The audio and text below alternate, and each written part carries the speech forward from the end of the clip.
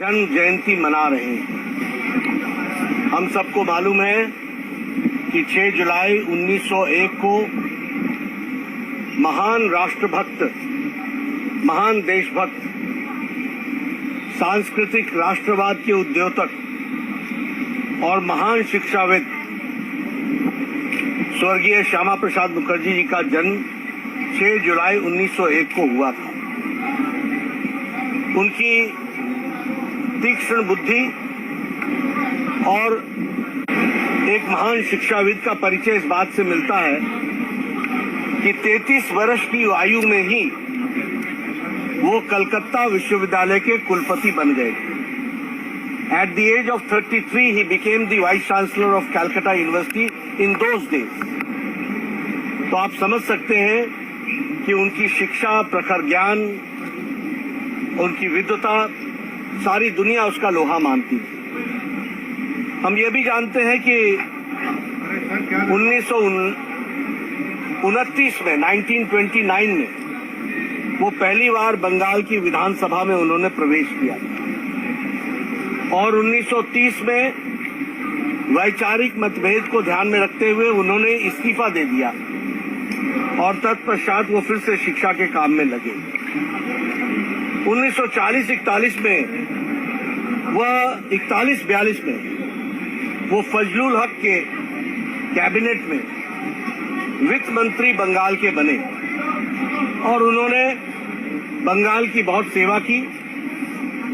सबसे महत्वपूर्ण बात यह है कि उस समय की चर्चा में बंगाल सारे का सारा भारत से और पंजाब सारे का सारा भारत से निकलने की बात हो रही थी, लेकिन उन्होंने यह लड़ाई लड़ करके जो आज बंगाल का हम स्वरूप देख रहे हैं, यह श्यामा प्रसाद मुखर्जी की देन है कि उन्होंने उस समय इस विषय को रखा और फिर वो पश्चिम बंगाल के नाम से जाना गया। साथ ही साथ वह जवाहरलाल नेहरू के कैबिनेट के पहले सदस्य थे। वह इंडस्ट्रीज मिनिस्टर बने, उन्होंने उद्योग की नीति रखी और साथ ही साथ उन्होंने खादी ग्रामोद्योग की भी स्थापना की। एक महान विचारक, एक महान शिक्षाविद ने बहुत कम समय में ही जो औद्योगिक नीति थी उसके माध्यम से भारत को मजबूती प्रदान करने का प्रयास किया, लेकिन नेहरू जी से विचारों से अलग होकर के उन्होंने इस्तीफा दे दिया और उन्होंने भारतीय जनसंघ की स्थापना की।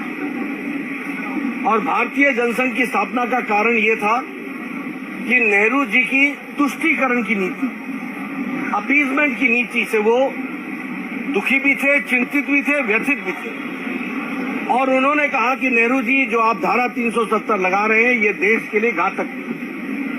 और उन्होंने नारा दिया, एक देश में 2 निशान, 2 विधान, 2 प्रधान नहीं चलेंगे।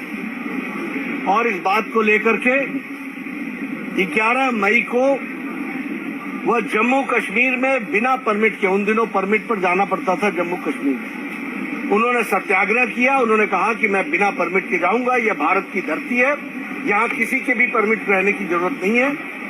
और उन्होंने एक देश में 2 निशान, 2 विधान, 2 प्रधान के पक्ष को रखते, 2 नहीं चलेगा, इस बात को रखते हुए उन्होंने इसके विपक्ष में अपने आप का सत्याग्रह किया। 11 मई को उनको गिरफ्तारी हुई और श्रीनगर के जेल में 23 जून की प्रातः उनका निधन हुआ। रहस्यमय तरीके से निधन हुआ। उनकी माताजी ने एक लंबी चिट्ठी जवाहरलाल नेहरू जी को लिखी कि इसकी इंक्वायरी होनी चाहिए। कांग्रेस जाने, नेहरू जी जाने कि उन्होंने क्यों यह इंक्वायरी नहीं कराई और रहस्यमय तरीके से हम लोगों ने अपने प्रिय नेता श्यामा प्रसाद मुखर्जी जी को खो दिया। लेकिन भारतीय जनसंघ और भारतीय जनता पार्टी ने उनकी यात्रा को सफल बनाने के लिए सालों साल लगे रहे और मुझे खुशी है कि आदरणीय प्रधानमंत्री जी के नेतृत्व में और अमित शाह जी की रणनीति ने धारा 370 को धाराशाही कर दिया और आज एक देश में एक विधान, एक प्रधान, एक संविधान लागू हो गया और धारा 370 समाप्त हो गया। यह श्यामा प्रसाद मुखर्जी जी को सच्ची श्रद्धांजलि है।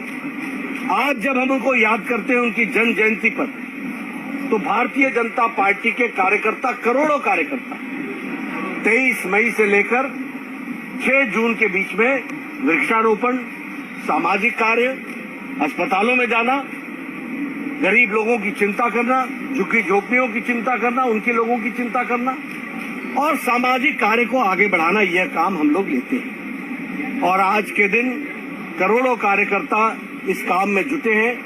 मैं उनको साधुवाद भी देता हूं और डॉक्टर श्यामा प्रसाद मुखर्जी जी के लिए सच्ची श्रद्धांजलि एक भारतीय जनता पार्टी के कार्यकर्ता के रूप में यही है कि हम अपना जीवन इस देश के लिए, मजबूत राष्ट्र को मजबूत करने के लिए लगाएं। यही हमारा उद्देश्य होना चाहिए। इसके लिए हम जीवन अर्पित करें, यही मुझे कहना है। और हम सब लोग डॉक्टर श्यामा प्रसाद मुखर्जी के जीवन से प्रेरणा लें, ऐसा मैं जरूर कहूँगा।